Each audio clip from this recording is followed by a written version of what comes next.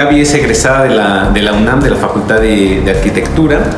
Así como yo digo, si el departamento es para ti, todo se va a acomodar, pues igual, si esa persona es el cliente que va a comprar, todo se va a acomodar, no tienes por qué presionarlo. El mundo se nos cierra en menos de 2 millones de pesos, ¿no? En la Ciudad de México 2023, menos de 2 millones de pesos, prácticamente no encontrábamos nada. Me ofrecen un departamento de 60 metros cuadrados. Y cuando llegamos a verlo, el departamento tenía 50 metros cuadrados. No me recuerdo, pero seguro que sí, porque yo soy muy claridosa y seguro que ofendía más de uno. Me desesperaba, me molestaba mucho que me ofrecieran venderme un departamento y cuando yo les decía, pero resultó dañado por el terremoto. No, este edificio no, fue otro.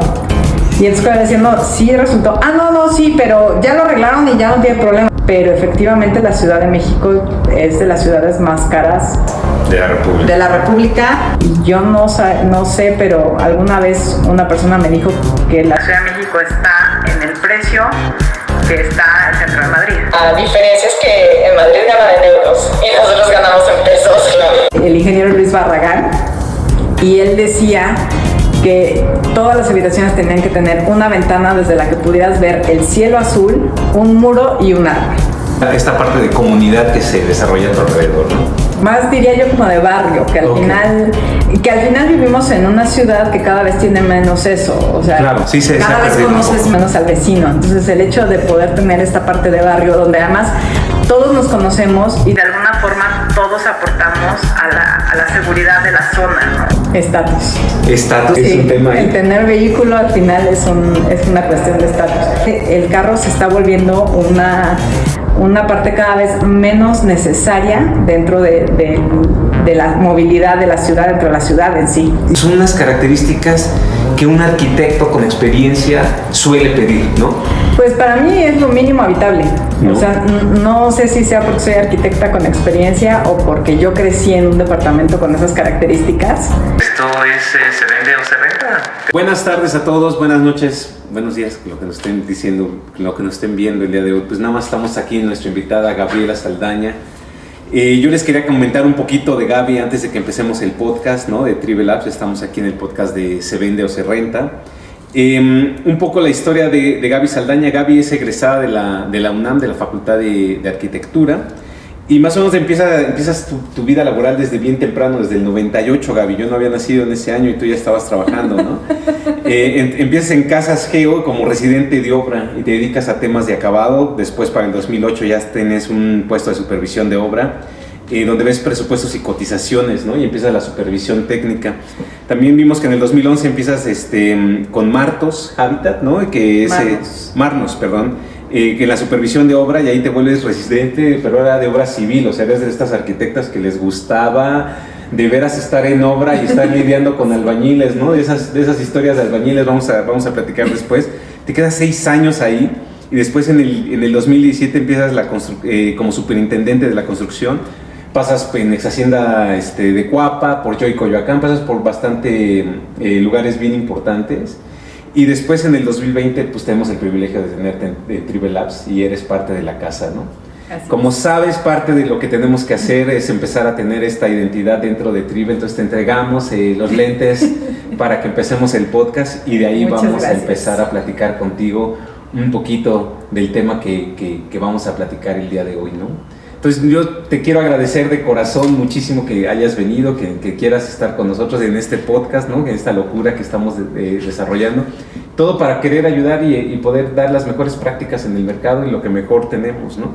Y una de las pláticas que teníamos con el equipo de trabajo es acerca de dar consejos a la gente que quiere empezar a comprar un nuevo departamento, ¿no? Y entonces estábamos buscando a alguien obsesivamente, que de estas de las que obsesivas buscan y comparan los departamentos tras departamentos tras departamentos, ¿no? Aquí, tu novio que te acompañó también de locura y te vio y te aguantó durante... ¿Cuántos meses estuviste buscando departamento, el último departamento que tienes? 8 meses. 8 meses buscando. 8 meses, no, 10 meses más o menos. 10 meses buscando departamento, ¿no? Y te la pasas, yo sé que para la gente que no conoce no es tu primer departamento y cada vez que compras un nuevo departamento como arquitecta con la experiencia que tienes, pues parece que les va subiendo más a los requerimientos, ¿no? Sí. Y con esto de los requerimientos se te van bajando las opciones en la Ciudad de México, ¿no? Sí y no. Cuéntame de ese por qué sí y no en ese de... Pues finalmente sí soy muy obsesiva, pero el punto es que tengo como muy claro qué es lo que estoy buscando. Entonces no es que que me disminuyan las opciones, sino que más bien yo las voy encasillando a lo que a mí me interesa. Pero me llama la atención de que lo encasillas desde una visión de arquitecta, y una de las razones por las cuales yo quería platicar contigo, porque todas las características que buscas dentro del espacio que quieres vivir, pues son unas características que un arquitecto con experiencia suele pedir, ¿no? Pues para mí es lo mínimo habitable. ¿No? O sea, no sé si sea porque soy arquitecta con experiencia o porque yo crecí en un departamento con esas características. Yo viví toda mi vida en departamento y gracias a Dios era un departamento muy bien diseñado, muy bien construido, que tenía esas características. Y para mí eso es lo mínimo habitable en cualquier lado. O sea, yo sí me siento como ahogada en los nuevos departamentos que no tienen ventilación natural en baños o en cocinas. O sea, eso es algo que para mí no entra en mi cabeza. Y fíjate, para aquellos que pues obviamente no te han conocido, como he tenido el privilegio de conocerte desde hace muchos años, pues Gabriela vivía en un departamento espectacular, totalmente funcional, amplio, grande, ¿no? Cuyo único defecto, y ella lo mencionaba, era el estacionamiento, ¿te acuerdas? ¿No? Sí. Que era algo que le quitaba esa parte de grandeza que tenía. Era un departamento, de verdad, era un departamento que hoy se consideraría viejo, ¿no?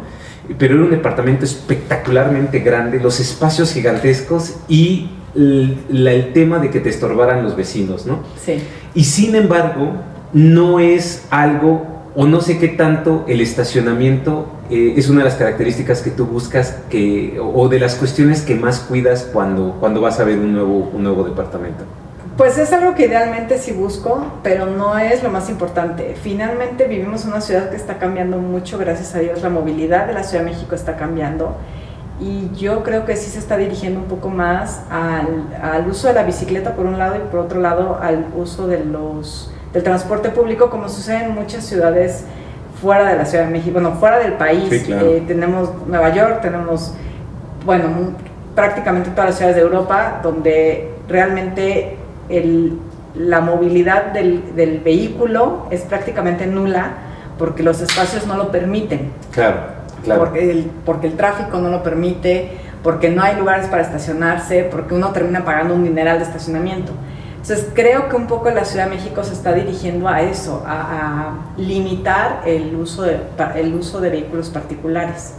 Y sin embargo, por ejemplo, una de las características que nos llama la atención en Tribe Labs es que la clase media mexicana, una de sus primeras grandes compras que hace es el vehículo, ¿no?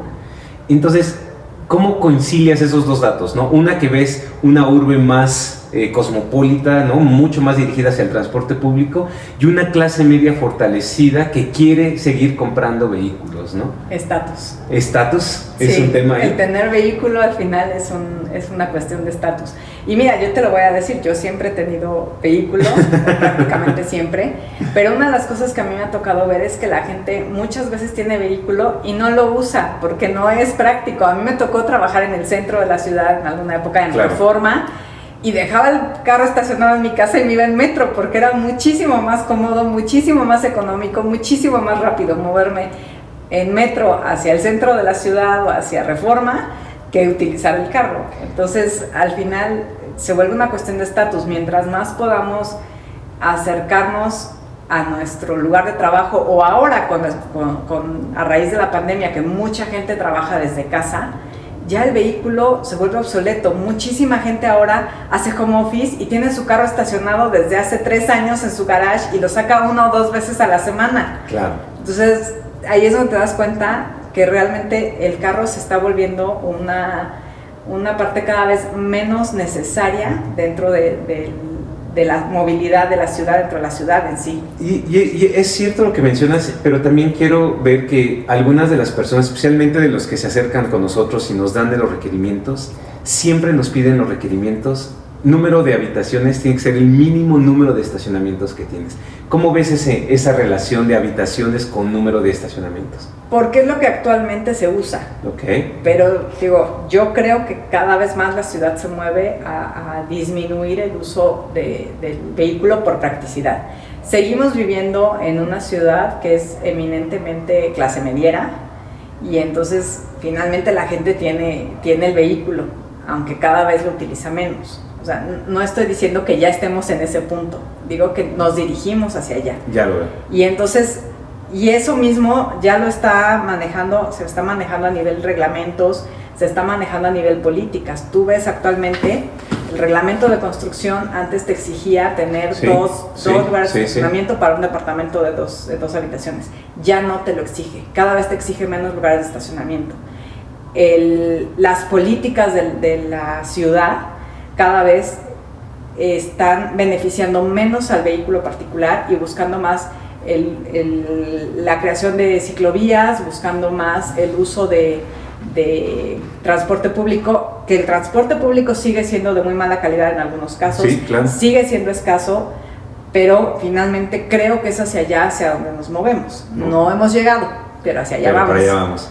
Bueno, yo sigo viendo los requerimientos, que esto de que sí es cierto, quizá la clase media que busca un lugar más como inversión, un lugar, lo ve, sí exige y sí eso nos filtra muchos departamentos, pero creo que en la gran mayoría podemos ir viendo que quizá el reglamento se adaptó a esas nuevas formas de uso, ¿no? Pero antes no quería empezar con los estacionamientos, pero ya tocamos ese tema.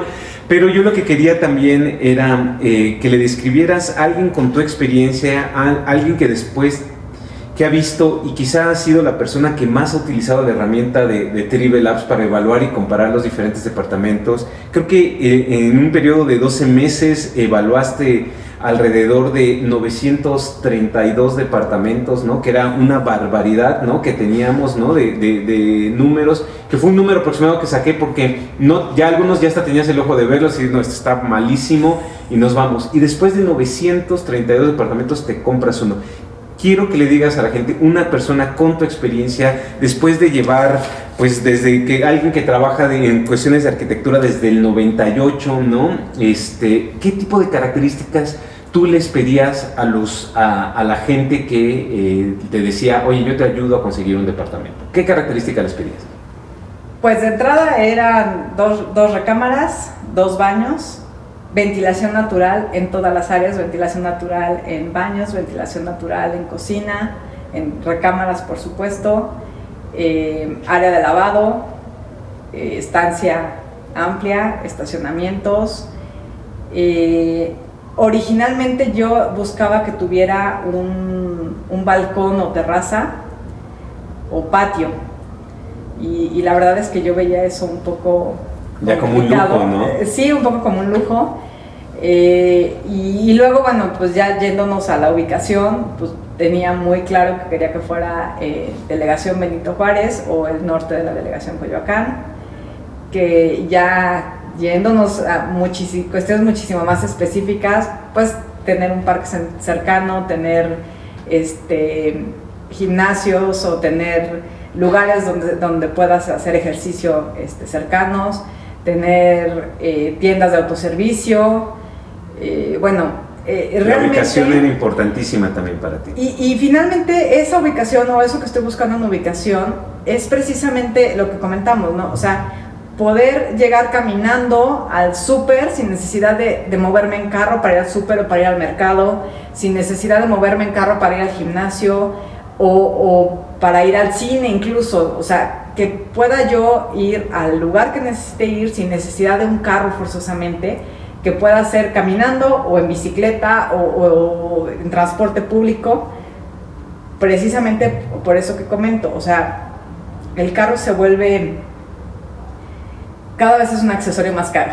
Ok, claro, es cierto, es un accesorio más caro. Y con los precios de la gasolina hoy en día, el salir para ir al súper en el carro termina siendo un gasto muy fuerte, porque además es pagar la gasolina, pagar el estacionamiento, pagar al viene, y entonces se vuelve una serie de gastos hormiga el salir en carro, que dices, si puedo moverme caminando al lugar al que voy, pues ya me ahorré un montón de gastos hormiga, y además hice ejercicio, y además conocí al vecino, y además me di cuenta que en la esquina o junto al mercado hay una tienda de marcos, o hay una tienda de, no sé, cualquier otra cosa que probablemente en el carro ni siquiera lo hubiera notado. Claro. ¿Te gusta en ubicación, te gusta esta parte de comunidad que se desarrolla a tu alrededor, ¿no?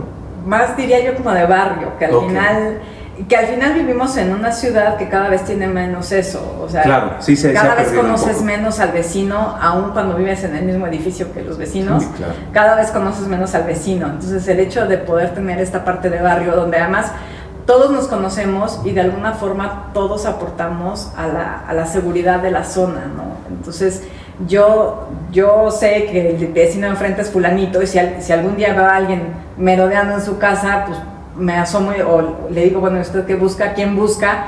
Porque conozco al vecino y aporta la seguridad de la colonia, al final de cuentas. Es un buen punto, es un buen punto de vista lo que me estás presentando.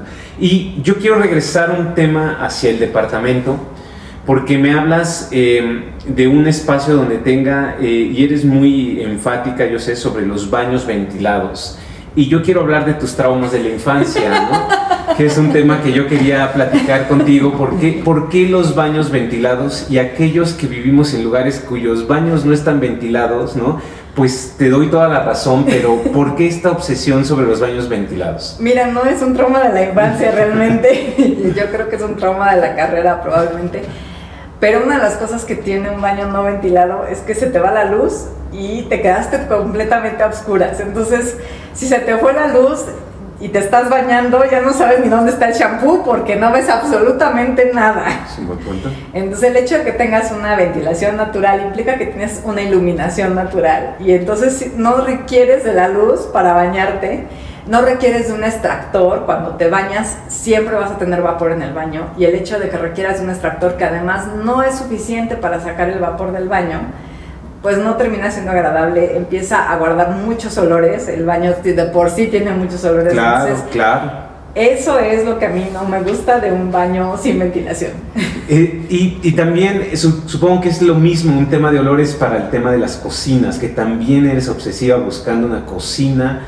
Aparte de que tú utilizas mucho, ¿no? Una cocina que tenga ventilación, ¿no? Ahí, ¿cuál es el otro esquema? ¿Es un tema de seguridad? ¿Es un tema de humo? ¿Es una cuestión estética? ¿Cuál es la cuestión ahí que te mueve? No es únicamente una cuestión de olores, porque finalmente puedes tener una cocina abierta. La cuestión es la ventilación y la iluminación natural. O sea, es muy importante. Yo creo que para el desarrollo de cualquier persona es muy importante poder decir, ya es de día, ya se está poniendo el sol, ya es tarde, ya anocheció. El hecho de poder tener una vista del exterior se me hace a mí básica. Hay un arquitecto, bueno, no es arquitecto, es ingeniero civil mexicano, okay, el único que obtuvo el premio Pritzker, que es el equivalente al Nobel de la Arquitectura, claro, que es el ingeniero Luis Barragán, y él decía que todas las habitaciones tenían que tener una ventana desde la que pudieras ver el cielo azul, un muro y un árbol. Okay. Y creo que es algo muy real, el poder ver el cielo desde tu ventana y poder decir, está nublado, no está nublado, ya es de día o no es de día, o lo que sea, simplemente, o ver las nubes, las estrellas, la luna, para mí es algo muy importante. Además es mantener como esta cercanía a la naturaleza, claro, que la ciudad nos ha robado completamente. Y déjame aquí hacerte una pregunta. Si al final de cuentas eres una arquitecta, pues eres una genio, ¿no? Porque me parece que todos los requerimientos que has hecho, y yo tuve la fortuna de estar acompañándote a algunos de estos departamentos para evaluar, y la forma en cómo analizas cada uno de los departamentos me parecía súper interesante. Es algo que debimos de haber grabado para que viera la gente cómo se debe de analizar un departamento. Pero una de las cosas que a mí me llama muchísimo la atención es que las constructoras no lo hacen, ¿no? O sea, Mientras que toda la gente que empieza a buscar un bien inmueble como inversión, es decir, que ya cumplió porque una persona que no tiene su necesidad de vivienda ya cubierta, obviamente no se espera a ver 932 departamentos para escoger cuál es el mejor departamento, ¿no? Entonces, la gente que va a la inversión y que se encuentra un poco ahí perdida, bueno, ¿y ahora qué escojo? Porque al final nos acostumbramos al baño no ventilado, a la puerta que no cierra bien, a la ventilación que no existe en la cocina, a que cuando hago pescado, pues todos vamos a oler a pescado de aquí a una semana, ¿no? Porque vivimos en el departamento. Y sin embargo, ¿no? A pesar de todos estos vicios, las constructoras, más de 900 constructoras, más de 900 departamentos que tuviste, no lo cumplían. Cuéntame qué pasa, o eres una genio, o cuál es la contradicción ahí que existe. ¿Por qué? Tú que tienes esta experiencia, ¿qué pasa? Ayúdame a entender este tipo de cosas. Pues sacrifican esas cosas que para nosotros son importantes, las sacrifican por tener departamentos más amplios. Aunque yo he de decirte, una de las constructoras en las que yo trabajé hacía encuestas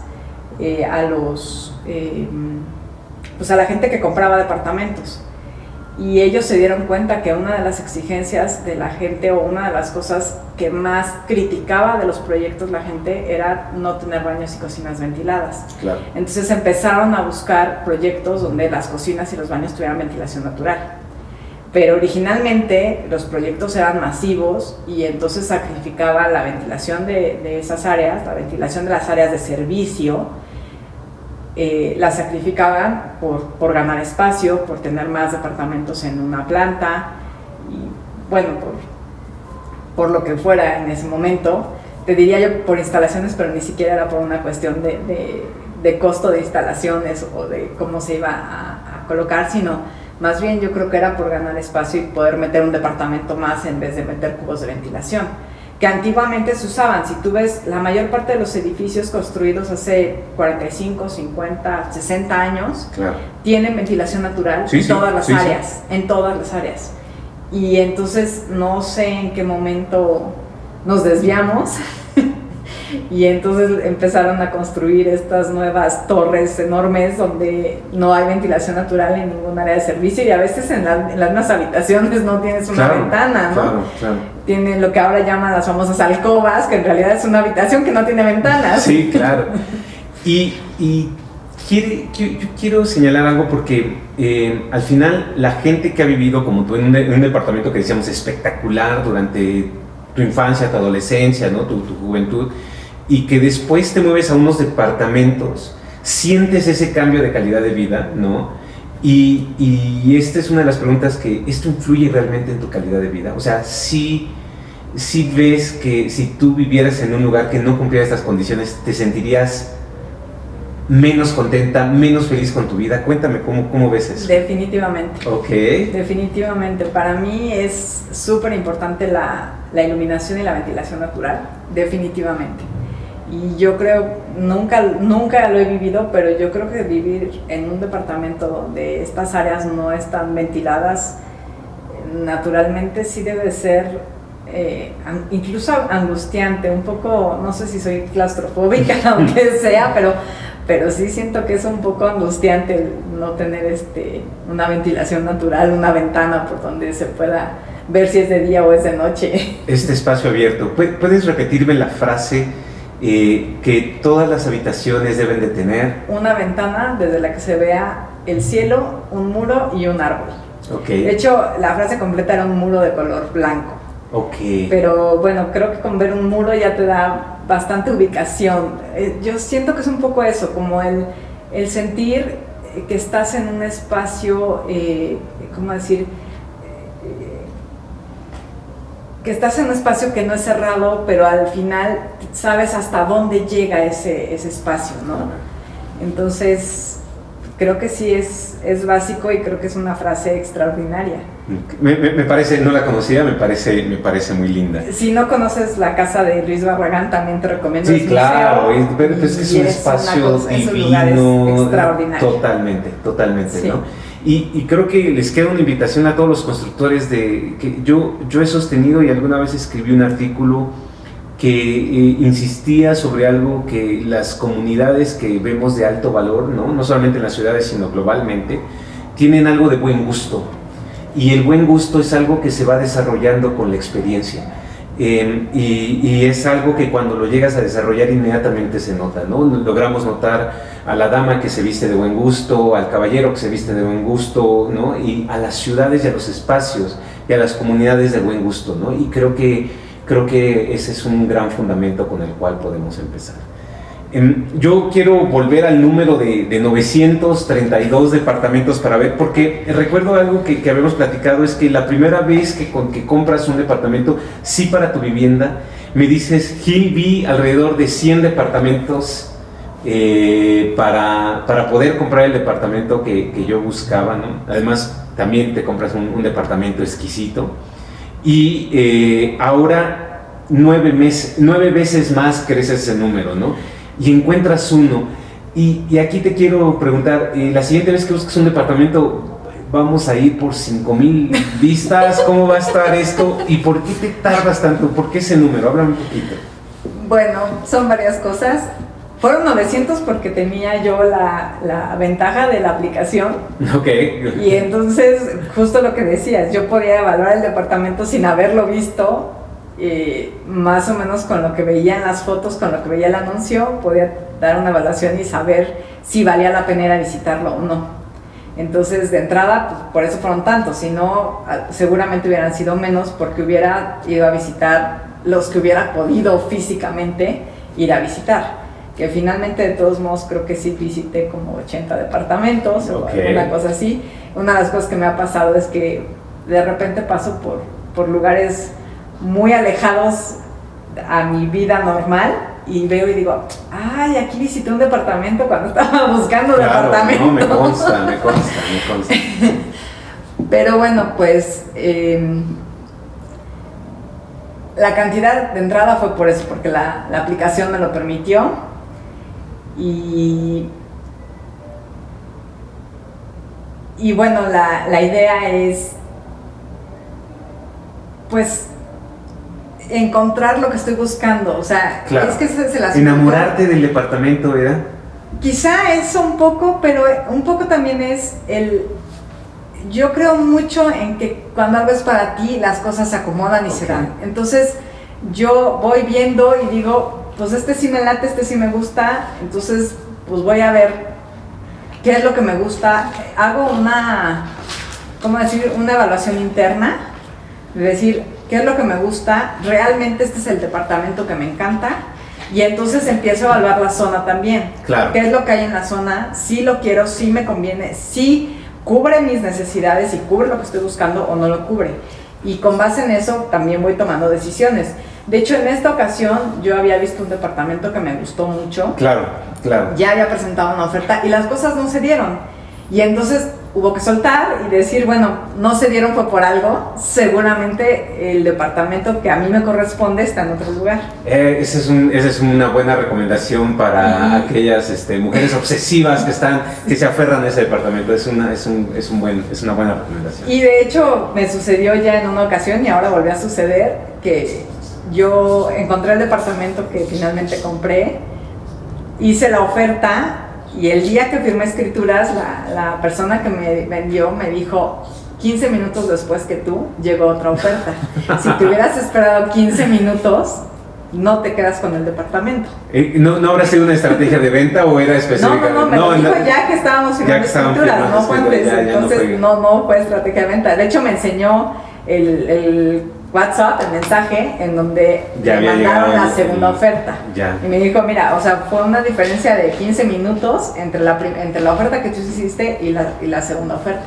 Y de estos departamentos que ves constantemente, de estos departamentos que buscas, ¿cuáles fueron los grandes errores que te vienen ahorita? De los departamentos específicamente que fuiste a ir, que fuiste a ver, porque yo quiero decir a la gente que tú revisabas los departamentos en todas las plataformas. De hecho, prácticamente te sabías, mira, ya salió uno nuevo, ¿no? O sea, de que te chutabas todos los departamentos, vamos a evaluar este Gil, y después ibas solamente a algunos, o sea, veías todos estos 932, fuiste a ver 80, y de estos 80 te convenció uno.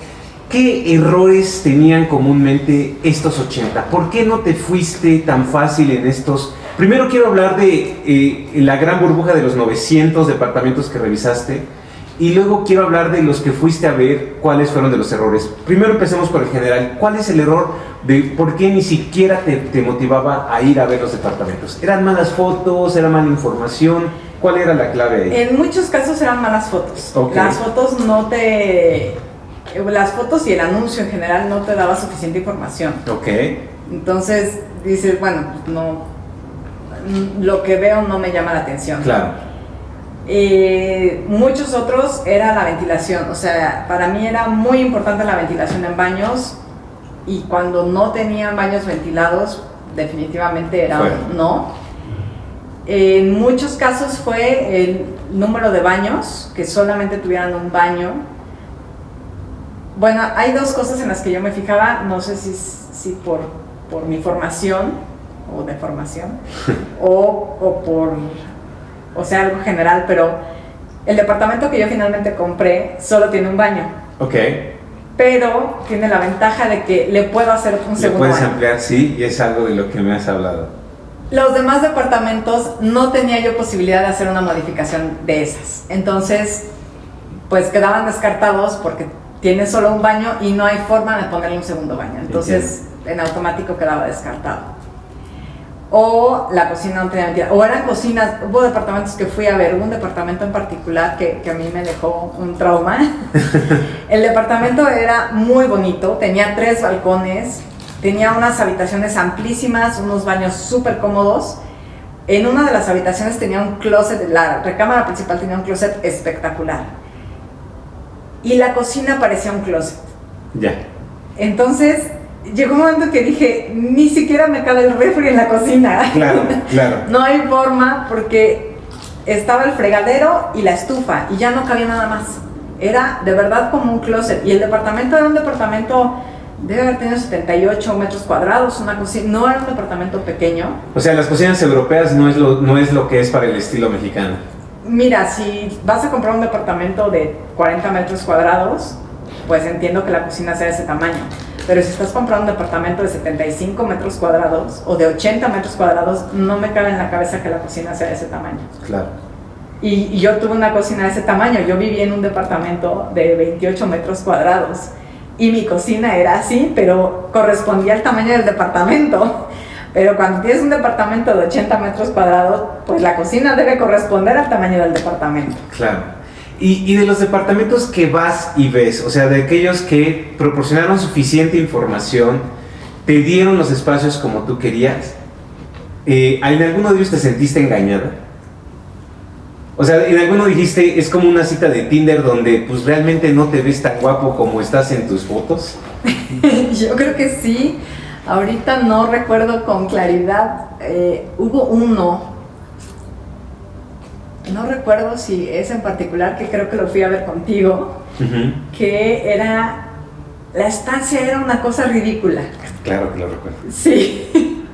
La estancia era una cosa ridícula. Era súper chiquito el departamento. Y luego tenía el baño de la recámara principal, también era muy angustiante.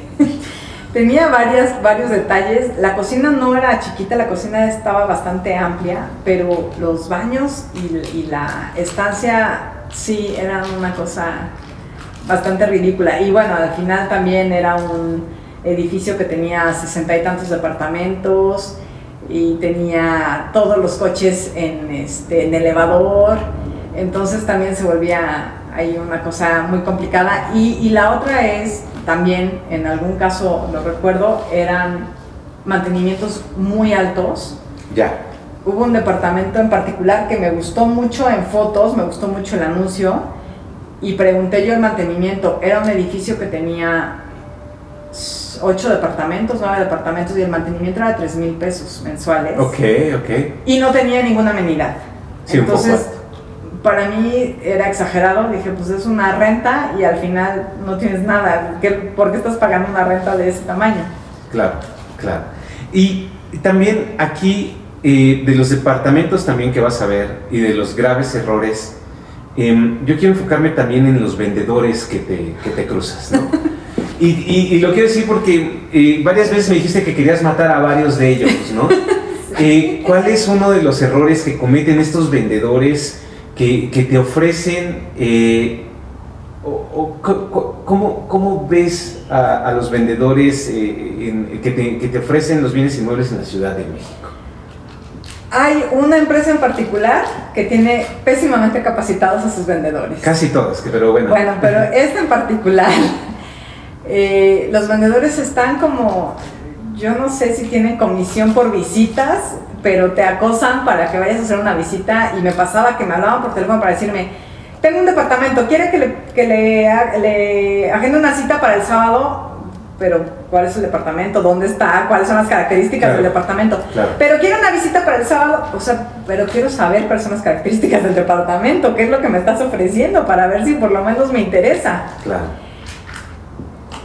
Pero de las cosas que me desesperaban mucho de los vendedores, una es que te mienten sobre la edad del departamento, te mienten sobre las amenidades o lo que tiene. Te dicen que tiene circuito cerrado de televisión, que tiene seguridad privada, y al final resulta que pues, tiene cámaras pero ya no están conectadas, o que en realidad no tiene seguridad privada sino un velador.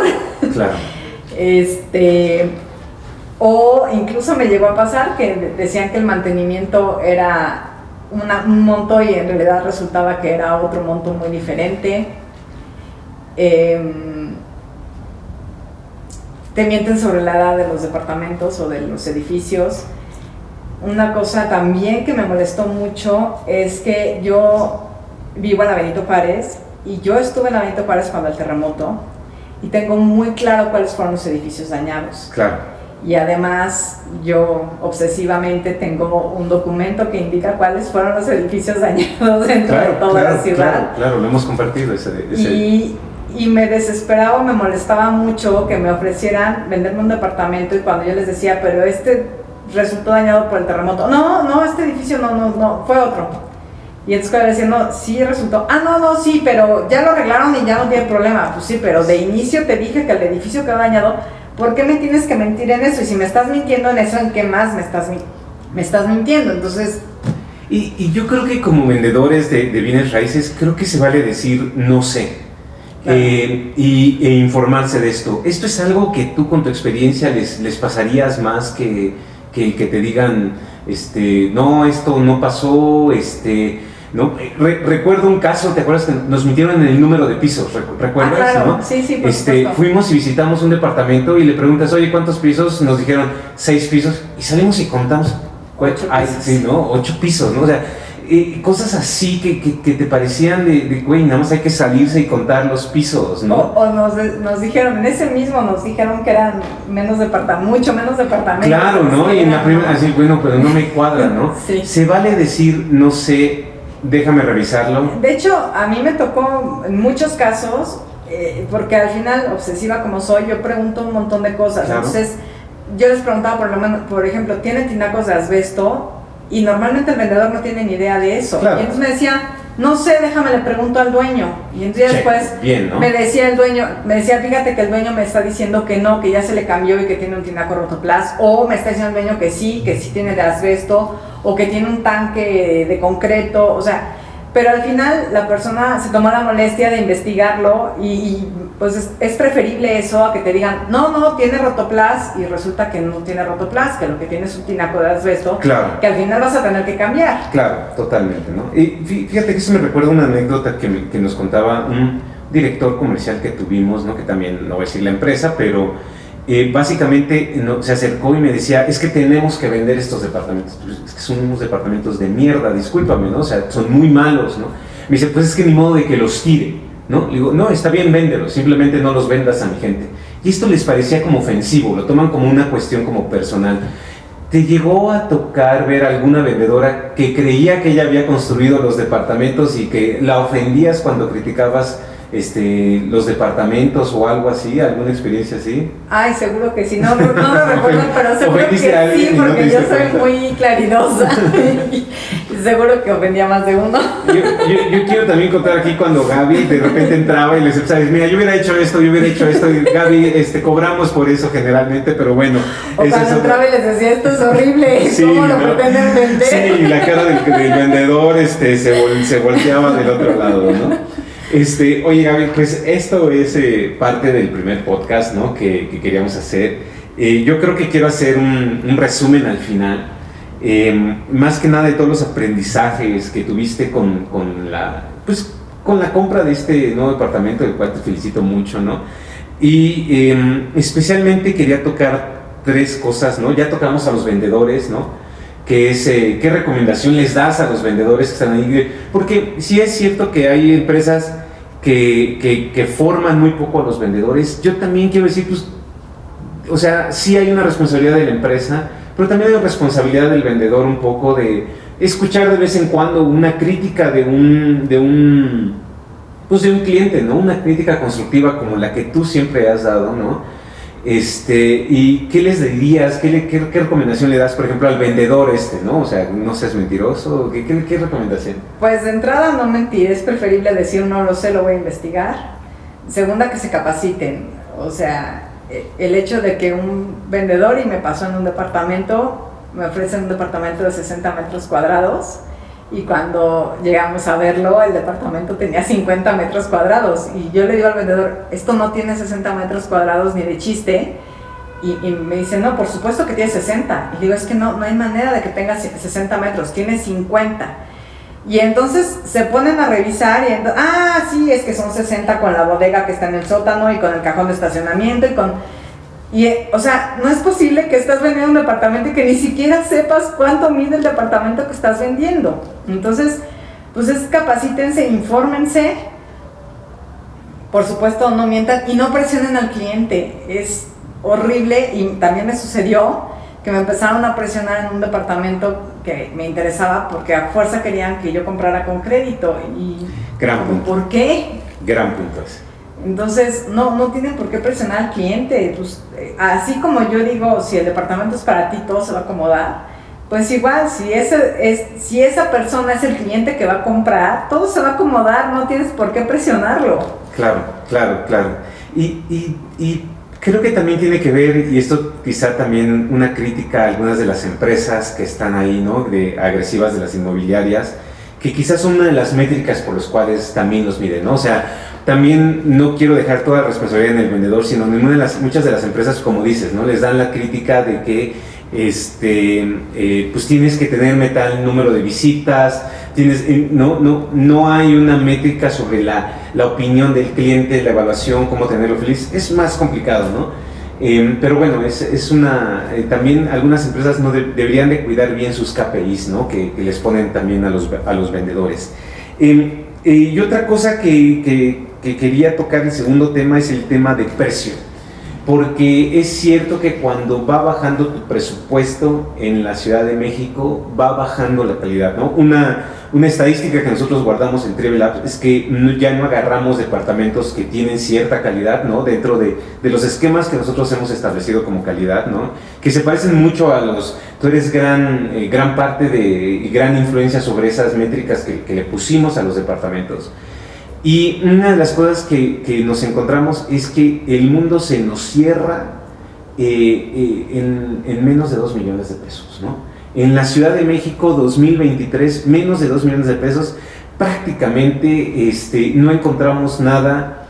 ¿Cómo ves los precios en la Ciudad de México? ¿Cuál es el estándar? ¿Cuál es el precio, el rango que tuviste que cumplían los requerimientos de una arquitecta con tu experiencia? ¿Cómo ves los precios? ¿Cómo están por ahí? Pues el rango que cumplía prácticamente estaba todo arriba de los 4 millones de pesos. Wow.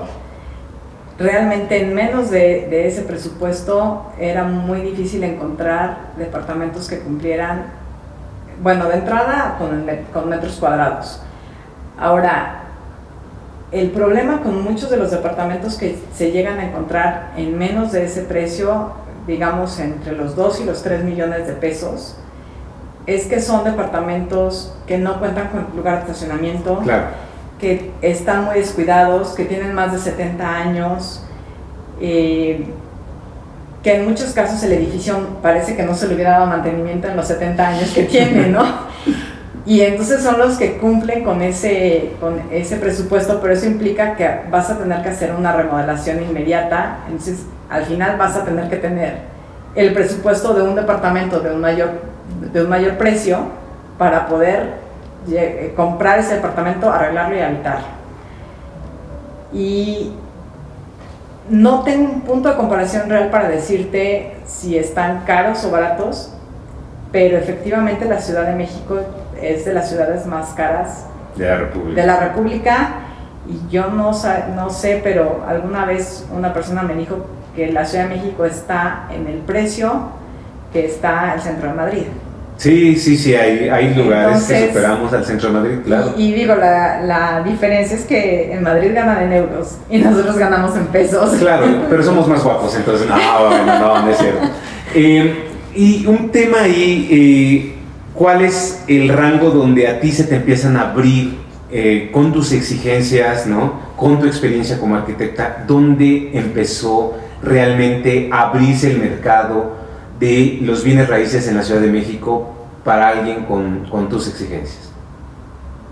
Pues fue, yo creo que arriba de los 2,900. Wow. Entre los 2,900 y los 4 millones más o menos. Ok. Wow, es un rango alto. Sí. ¿No? Está complicado ahí. Ya hablemos un tema de calidad.